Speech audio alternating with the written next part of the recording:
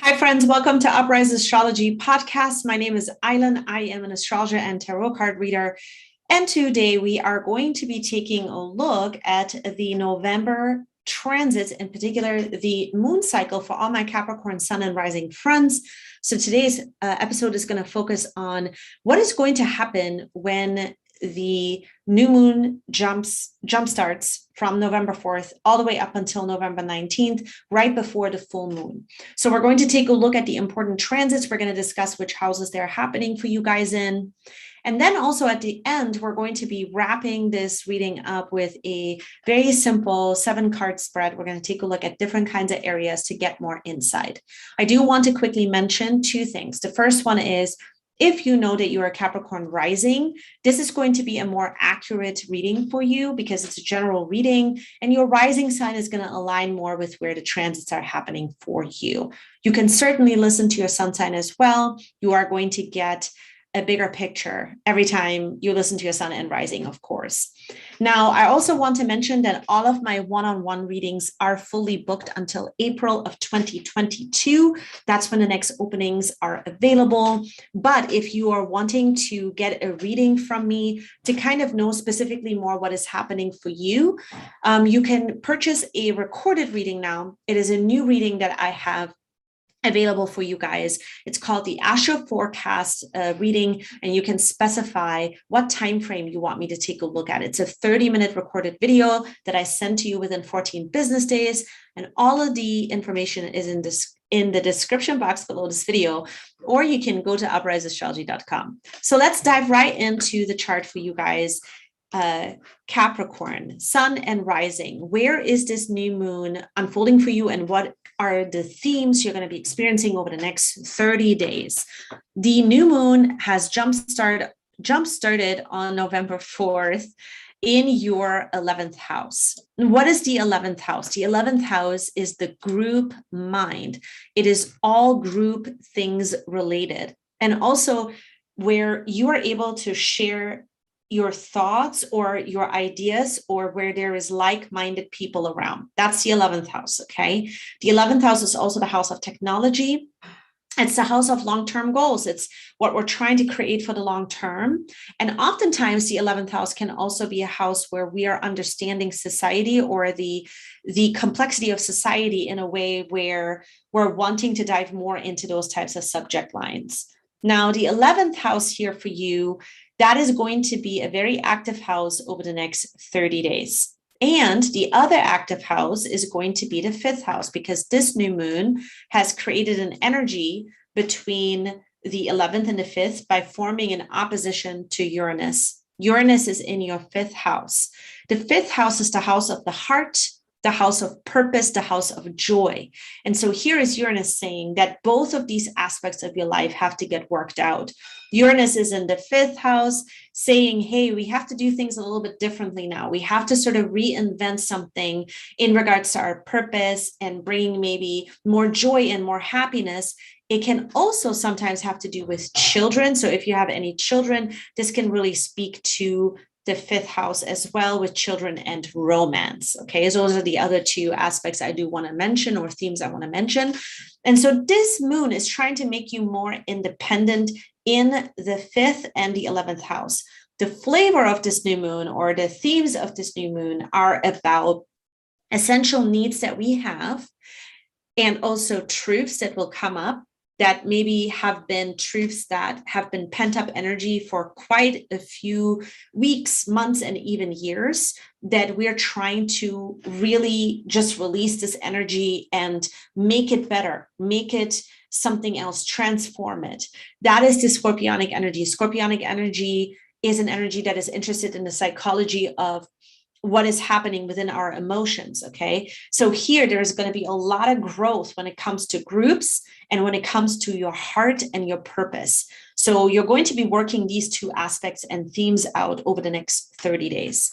Now, on the 10th of November, for a lot of you, this is going to be a very interesting time, because Mars and Mercury are going to be together also in your 11th house at 7 degrees, where they will be communicating with Saturn. Saturn is in your 2nd house, at 7 degrees in Aquarius. So on the 10th, there is going to be that square where there could be some kind of pent up energy that starts to surface in regards to money, which is where Saturn is at, in regards to maybe assets or things that you own in a physical form, or in regards to your self-worth. Okay, the second house can oftentimes have to do with anything that we define as worth.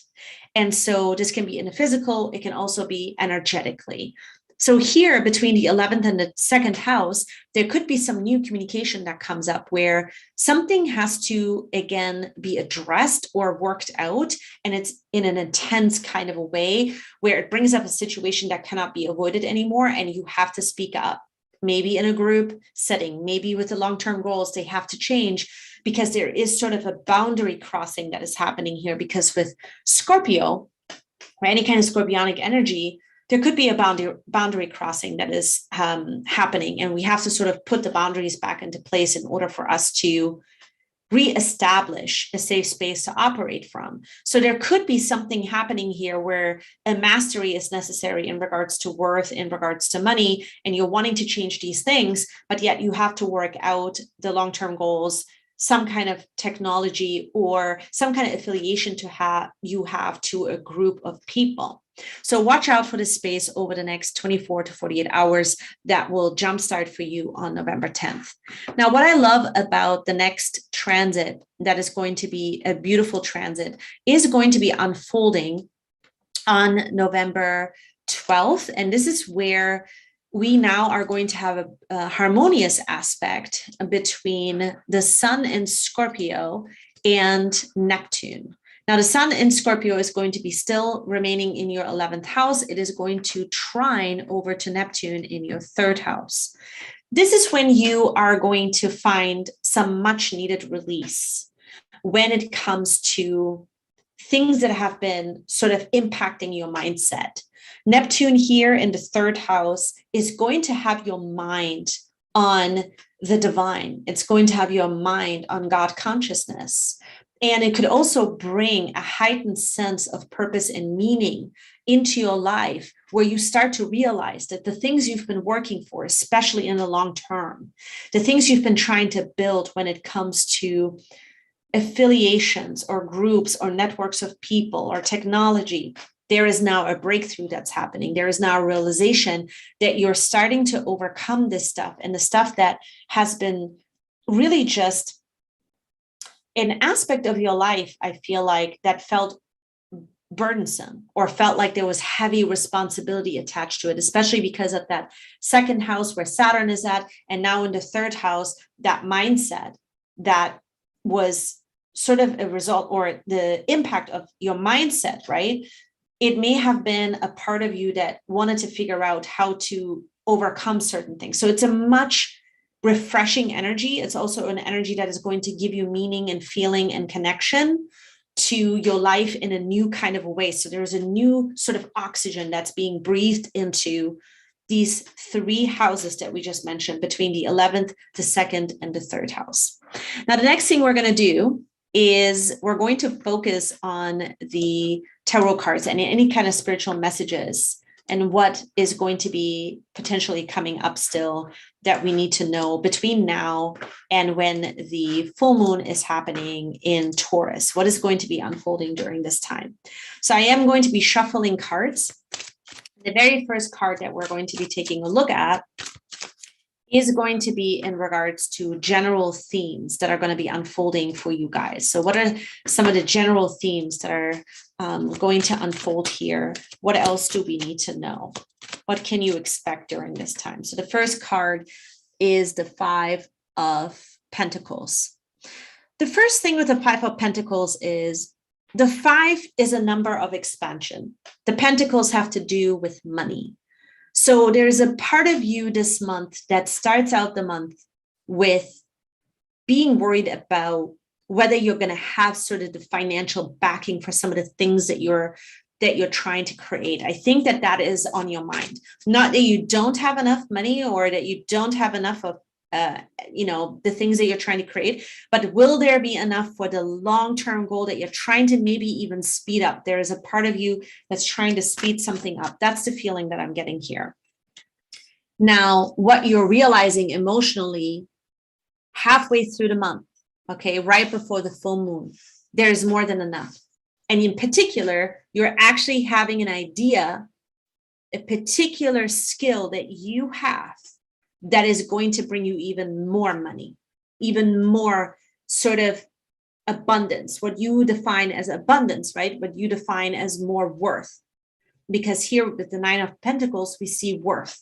So you're gonna feel that, okay, there's a part of you that's being rushed to create more, but you know that you can do it. And I think the slowing down and knowing that you can do it is going to be important. Whatever you need to do in order to remind yourself, that is going to be really, really important this month.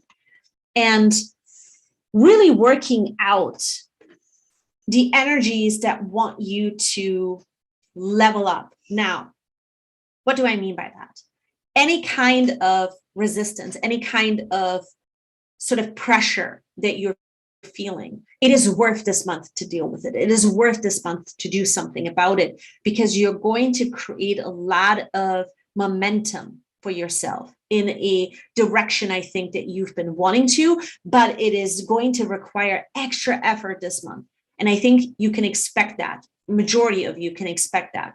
Now, for some of you, this Five of Wands, this next position of the card, has a lot to do with, you may need to work out. You may need to move your body to get the energy, sort of the pent up energy off of you. There's some kind of physical pent up energy here that needs to be released. And so with the Five of Wands, oftentimes in my readings, it's about go and sweat.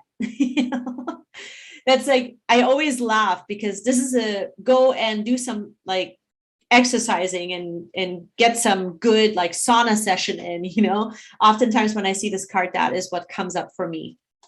Now, the next card is a position of energies that are supporting you over the next 2 weeks, and that is the Eight of Swords. The Eight of Swords basically says, yep, you may not be able to see to the future, but if you just commit to the things that you know you have to do, if you just focus on what it is within your mind that you have to speak, that you have to write about, that you have to take care of, any kind of administrative work that you need to take care of, the Eight of Swords basically says, dive into this, really focus on this, because these are the energies that are supporting you this month. Again, you can really create tremendous amount of work if you really just stay focused this month and you stay away from that Five of Pentacle energy in a way where you don't let it impact you too much, right? You notice that the fears are there, or you notice that there's something that bothers you, but you still stay on course. And that is what's going to be most important.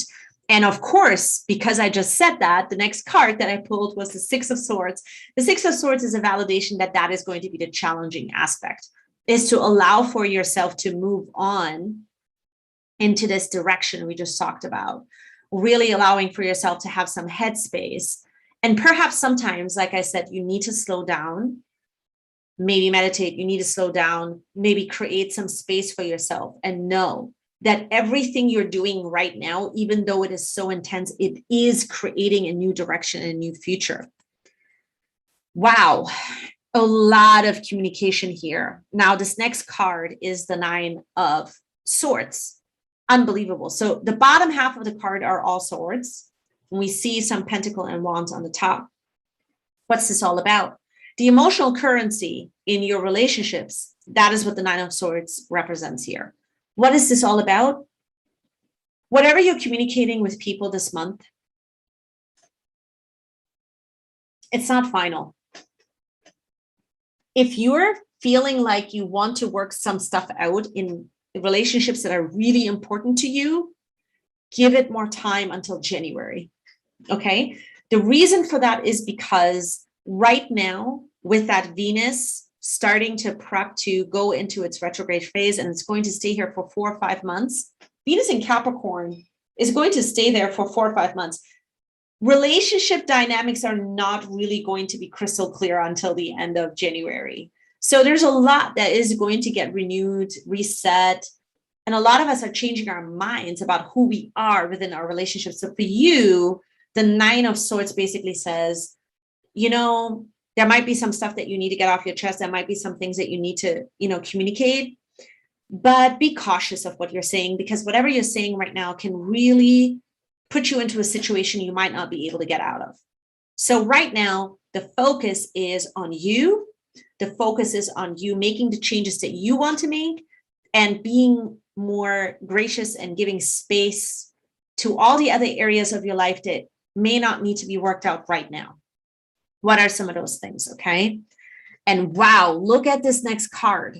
What is the most important thing to focus on this month? Two of Swords. We have the Eight of Swords. We have the Six of Swords. We have the Nine of Swords. We have the Two of Swords. Unbelievable. The Two of Swords basically is a card that says you have an idea. It's going to make you money, which is what we see with the Nine of Pentacles. You have to stick to this. You got to stick to this. And I feel that there's a little bit of this struggle up until the new moon in Taurus. Once you get to, the full moon in Taurus. Once you get to the full moon in Taurus, that's it. Struggle is over. You're committing. That's the end result this month. Okay. You're committing, you're moving forward. This is the idea. You're going to hold on to it. You're going to expand on it. You're going to make it happen. But there's details or things that have to get worked out within you because it's new, or there's a part of you that has maybe never done this before. And so you're going back and forth, back and forth. That's what I'm seeing here for you, Capricorn.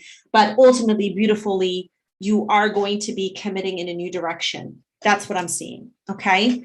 That's a wrap on today's episode. Let me know how the energies are unfolding for you. I love hearing from you. Subscribe to my channel and hit the notification so that we stay connected. I'm so grateful that you are here and spending this time to listen to this episode. And I'm going to see you in the next episode. Thank you guys so much and see you soon.